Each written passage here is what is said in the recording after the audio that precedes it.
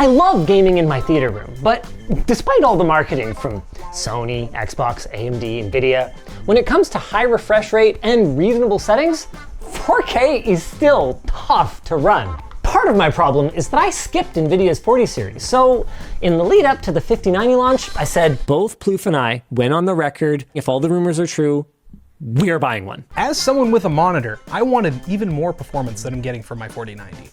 On the subject of monitors, MSI sponsored this video with their new MPG 272URX, a 27-inch 4K 240Hz gaming display, and the premise is simple.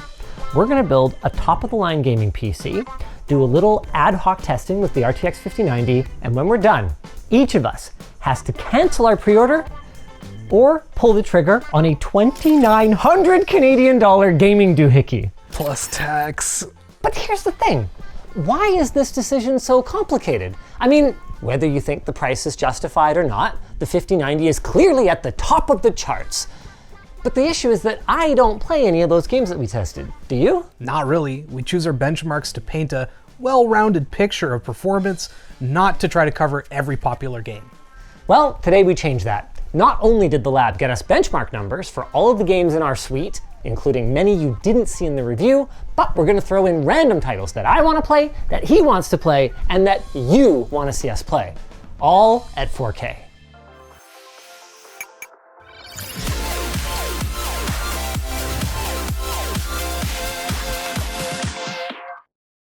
Big moment, plugging it in. Considering this graphics card costs $2,000, setting it to anything other than high or very high just feels bad, man. But, counterpoint, considering that this GPU costs $2,000, getting low frame rates feels pretty bad, man. And so does lowering the resolution. DLSS might have come a long way, and Reflex 2 might fix some of our latency issues with frame gen, but Reflex 2 ain't out yet, is it? Sure isn't. And it won't do anything about the artifacting and general weirdness that we did still find noticeable in our 8K gaming video. That's especially true when the monitor you happen to own, I also own a monitor, is like 115 inches. So, the way that I see it, DLSS is on the menu, but if I'm spending this much on a GPU, I don't want to generate frames, I want to render frames.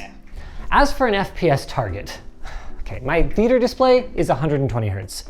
Is that too much to ask? Not for $2,000, especially when most modern mid-tier or high-tier TVs start at 120 Hz refresh rate. And some monitors can do more. Both our monitor and our GPU today support DisplayPort 2.1 UHBR20. It runs it up to 80 gigabit per second, meaning 4K 240 Hz can be done now with no display stream compression. I have not actually experienced this yet, so I can't wait. That's a pretty monitor. Whoa, she's sharp, dude. Let's start with a game that really benefits from a high resolution display and that really punishes your system at higher detail levels and higher view distances. Wow, that is smooth. I have never seen this game look this smooth. Really? Oh, dude. Yeah, your 1% lows, they go as low as like 50, 40. But depending on what you're looking at, it's pretty reasonable. Oh, 100%. Look, it's a really well optimized game. Like you can run it on Intel integrated graphics. That was one of their targets when they developed it. Yeah. But that would be at low. And once you start pushing it up to higher details and higher resolutions, it is an extremely punishing game because there is so much detail. There's a ton going on. We're one game in and I'm already like, you're making a much bigger upgrade than I am. Because I could probably run Anno at home, 4K, maybe not quite those settings, and still get pretty good FPS. That's true. 4090 is strong. It's a great card. Yeah, 3080 is also strong. But old. A little dated. What's next? Halo. This is running amazingly. It really is. I have it absolutely cranked. Yep. 4K, ultra everything, ray tracing on. For a competitive shooter, it's a great looking game in any configuration.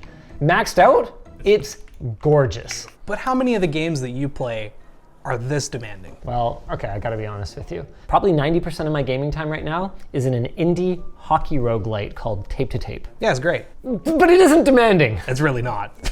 But I do need to see how it runs. How many FPS we got in here? 472 FPS, let's go! You think you can win with 400 FPS? I think I could win with 400 FPS, yeah. I think you need 1,000. Bah! No! That's way too far away. Oh, I got it, nice. Dang it! Enough of my games, though. Want to take the driver's seat? Sure. I've got 4 games, 3 of which were actually mentioned by our community as well. FF7 Rebirth, S.T.A.L.K.E.R 2, and Path of Exile 2. I'm actively playing all 3 of those. And then a 4th one came out today. Today? Kingdom Come Deliverance 2. Wait, that's the one where the recommended system requirements for 4K 30 is a 4080. That's right. Let's start with Final Fantasy. Sure. At home, I'm typically getting, in Gongaga Village or other towns, about the 120 cap, and then it goes down to 1% of like 50, 60. You know? This doesn't look that different. It doesn't look that different. This actually looks about the same as what I'm getting on my 4090. So I don't know if it's just bottlenecked by the FPS cap or what, but I gotta say, this is actually another point in my 4090's favor, because this is what I'm playing right now, and this is about the same. I was really hoping for those 1% lows to be a bit more stable. Yeah. That's 1 out of 4, and I gotta say, I don't have any reason right now to upgrade. Go ahead and start your next game. All right, next up, S.T.A.L.K.E.R 2, Heart of Chernobyl. This game came out a little later last year, and it is hard to run. I get close to like 60 or 80 averages, and my 1%s are bad though, whereas...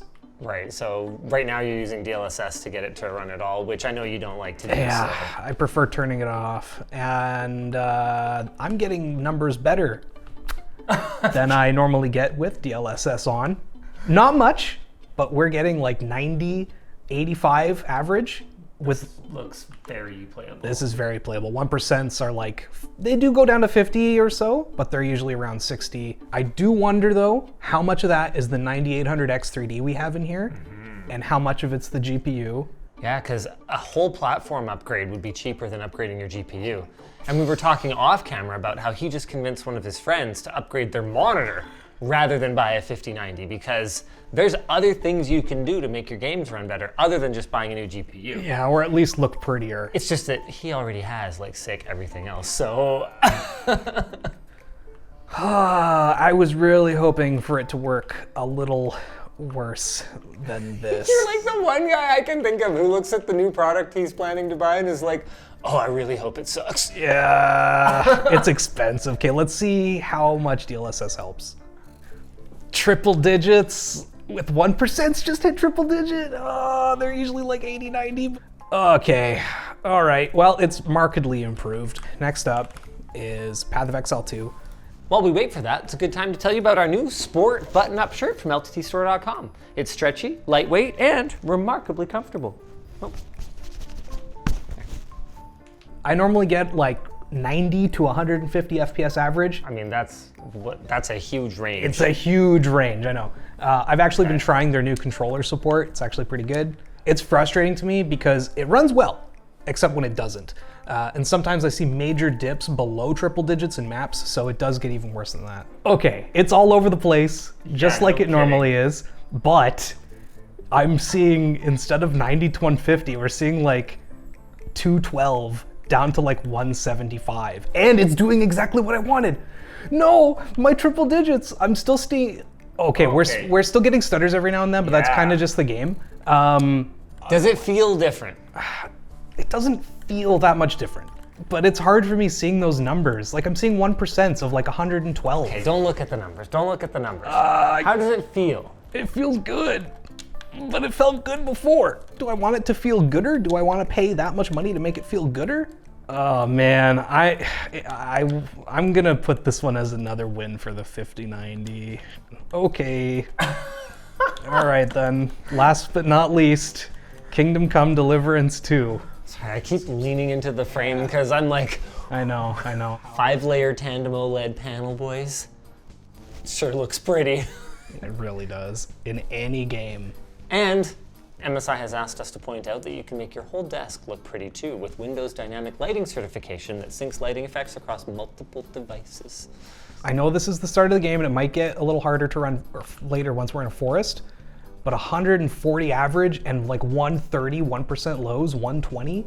I don't know how badly it's gonna make my 4090 cry, but I do know that if I go home now and I boot this up and I'm getting less than 100 in your 1% lows. Less than 100 in my 1% lows or even in averages, I'm gonna be real upset now that I've seen this. You are such a diva. I'm gonna be real upset. You know that, right? I know, but I just want it to look good. We're seeing the odd dip. Yeah. I can deal with that. It's almost impossible to fully fix random hitching, especially in new games. Oh. But I mean, look, I'm fighting people and I'm getting like 120, 130 FPS. Yeah. Man, okay. Now it's time for us to look at some community picks. First up, Indiana Jones. At 8K, this ran surprisingly well. Oh man, 140, 150, 130 FPS average. Man, this is such a good looking game. Yeah, it really is. Those 1% are rock solid above 60. They're like 80 to 110. I would turn it up. Yeah, let's do it. I don't need 120 FPS in a more cinematic, exploratory game like this. Go up one notch, because path tracing is demanding. Ooh, turn on indirect illumination though. Sure. Oh, that's full RT. I don't think she's gonna do this. You've got like a solid 60, 70 FPS average. I wouldn't play it like this. No? No. I mean, move the mouse. Yeah, that feels bad. Yeah, I wouldn't play it like this. Okay, fair enough. What if the DLSS was turned on? We can try it. 120, 115 FPS average? 1% are like 70, 85? Yeah. We're on quality too. So overall, usually when you have it set to quality, it looks pretty darn good. It really does. Just buy a 5090. You know, you can't tell people that. Just buy it. It's easy. It's so cheap. It's so. You want your games to run good, don't you? Just spend $2,000 US on a graphics card. That's more than what most people spend on their computers. When you're on your deathbed, do you want to look back and think of how many FPS you could have had if you had just... That was so cringe, dude. It's a reference. This monitor may only be VESA True Black 400 certified, but it can also reach up to 1,000 nits. And it can do that without issue because MSI's got their OLED Care 2.0 to help reduce the risk of image retention. And if it does happen, they've got a 3-year warranty that covers that specifically. Time for Flight Sim 2024. 37 FPS average, 31% lows. Yeah, okay. It's hitching every now and then, which kind of sucks. Like I'm seeing 1% of literally 4, like single digit 1%. But you know, the rest of it's pretty okay. Should we turn on DLSS? You know, we're not getting that much more frames per second though with DLSS on. No. It went up to a solid 45 instead of 33 or so. It's got 40 FPS, 1% are like 30 plus. The hitching is bad though. Yeah, it really kind of is. We'd have to turn this down. Yeah, okay, let's do that. Let's turn it from ultra to one set under. So we're getting closer to 60 averages. Yeah. 1% of like 45. This feels a lot better already though. This is incredible. The density is so high. You don't, Dude, don't worry, this looks so good. You don't need Flight Sim to run at 200 frames a second. No. It's a slow and steady game. The stutters, they do happen. Yeah. Sometimes worse than others, especially here with all these like cityscape. It heard you talking about it. It did. But you know, they go away and then it's like it's smooth sailing again. Flying. Well, flying is just sailing in the sky. Time for a very demanding game. Star Citizen. DLSS, well, it's just off, so whatever. HDR, sure, it's enabled. Blah, blah, blah, very high. High. Sure. Let's just let it be cranked. All right, it's barely doing 60 average. 1% are like a solid 10 sometimes.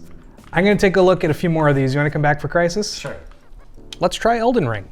It's capped at 60 FPS, but you know, hopefully those 1% low stutters are gone. All of our settings are maxed out at 4K, ray tracing cranked.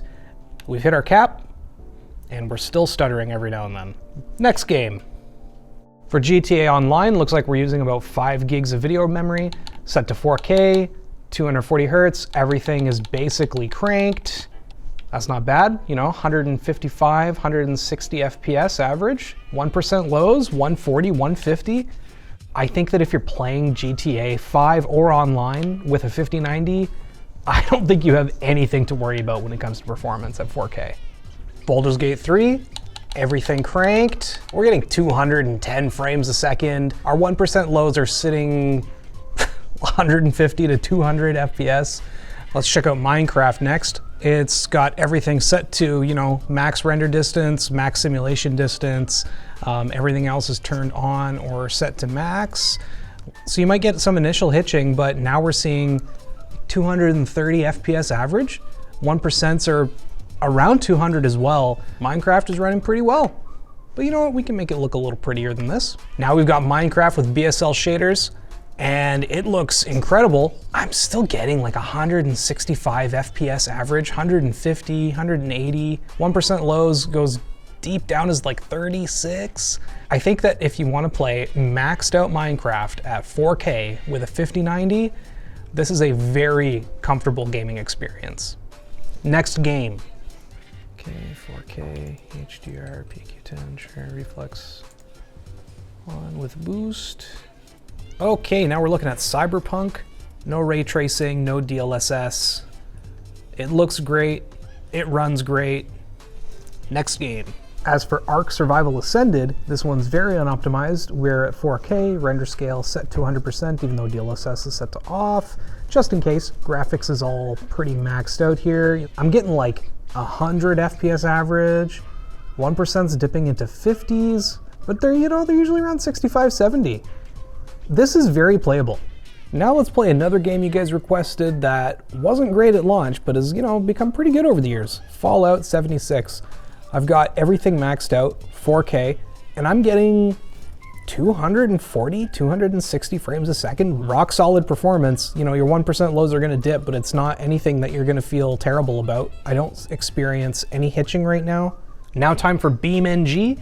We've got it set to 4K, Ultra preset. I haven't touched any of these. It could be turned up a little more, but I think Ultra preset is more than fair.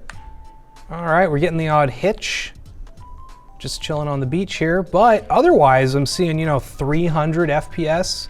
It's actually a pretty rock solid 1% lows. As low as 175 going up into 200, 240. I know this isn't the most scenic environment. Otherwise, it's pretty solid. Let's check out Black Ops 6, 4K, native resolution, extreme graphics preset.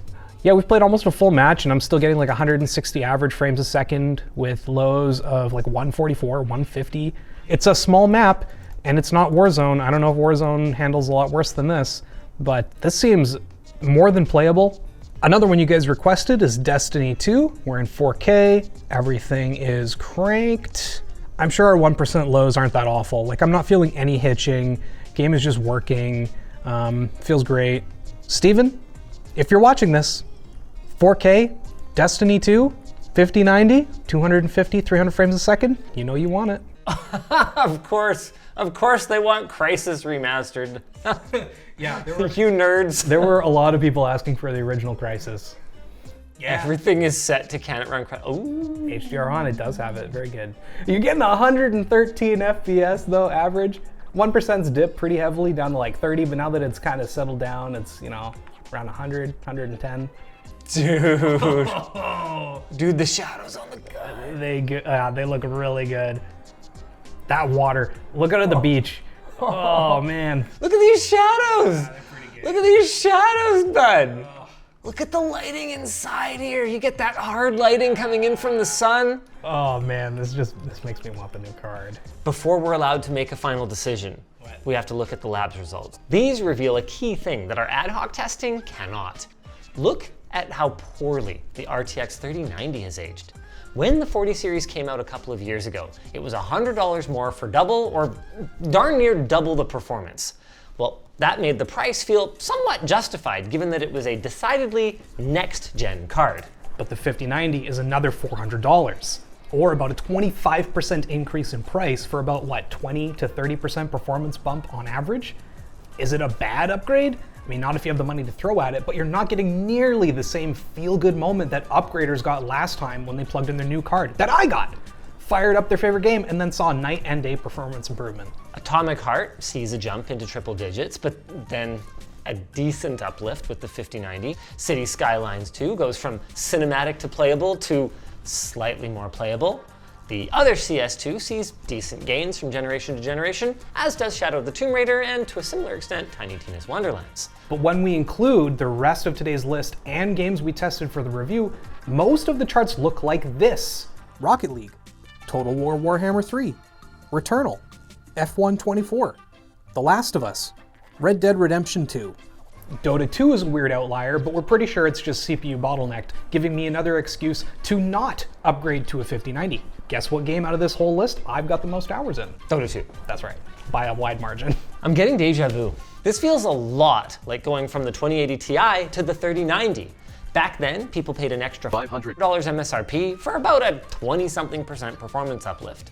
Although they did get a whack of extra VRAM, the performance was meh. And it was the RAM capacity that was more desired. The miners cared while Ethereum was still a thing, the productivity benchmarks looked great, and gamers were starting to care about getting more VRAM for higher resolution gaming. And we're seeing kind of the same thing play out now, except this time it's the AI crowd instead of the crypto miners that are enjoying the 32 gigs of VRAM on this thing. As for the productivity guys, well hey, more faster means more money, so they can recoup their investment. But do you need 32 gigs of VRAM for gaming, even at 4K? Not now, and probably not ever, if I'm being honest. Ever's a big word, but like, you know, not ever right now. So then, after all this, the 8K gaming, the labs testing, the 4K gaming today, are you going for it? But don't answer that yet, because I wrote an email to myself with what I'm going to say to Plouffe. I wrote this on January 30th. Okay. If I could sell my 4090 right now and go and buy a 5090 tomorrow, I'd do it. But I don't want to sell my 4090 right now and then wait 3 months maybe for a replacement card. I'm gonna sit on my pre-order and I'm not gonna cancel it. No, you have to make a decision. You've got to tell the people. I'm canceling it then, I'm canceling. You're canceling it. Can't. No way! I got it wrong! You got it wrong? You guessed that I would? I'm calling it, you're buying it. I got it wrong! Wow. There were a few big things. The Dota 2 performance, not that I need more than 400 frames a second in Dota 2, but like, that's the main game I play. The Final Fantasy thing was huge. Yeah. That was a big deal. I was really hoping that it would really fix those 1% lows. S.T.A.L.K.E.R 2 that one was tough. That was actually really hard for me, seeing it crack 100 plus FPS. I can't wait for his I caved tweet. I deleted Twitter. Because I'm calling it. I'm calling it. I'm still calling it. I'm not uncalling it. That's how this is going to be. I will email Memory Express today. Well, tell you what. I'll take it because I'm going for it. All right. I've got a 3080 in my gaming system there. Huge upgrade, huge. It's an enormous upgrade for me. But what I'm not gonna do is buy more than one of them for my multiple gaming PCs. So I'm gonna have to finally figure out a smooth way of sharing it between here and the theater room. Maybe you can give me a hand with that? I'll do it if you give me this monitor. Come on, you know, it's only $10.99, MSI won't mind. I want the 98 watts power delivery and the DP 2.1A. Okay, I think it's pretty well established. You already have a monitor. Thanks again, MSI. We'll have everything we used today linked in the description below if you want to check it out. And thank you for watching this video. Take a look at the other one we did where we gained at 8K on the 5090 if you are one of the dozen or so people that has a monitor and has an 8K display. There are dozens of you. Dozens of you.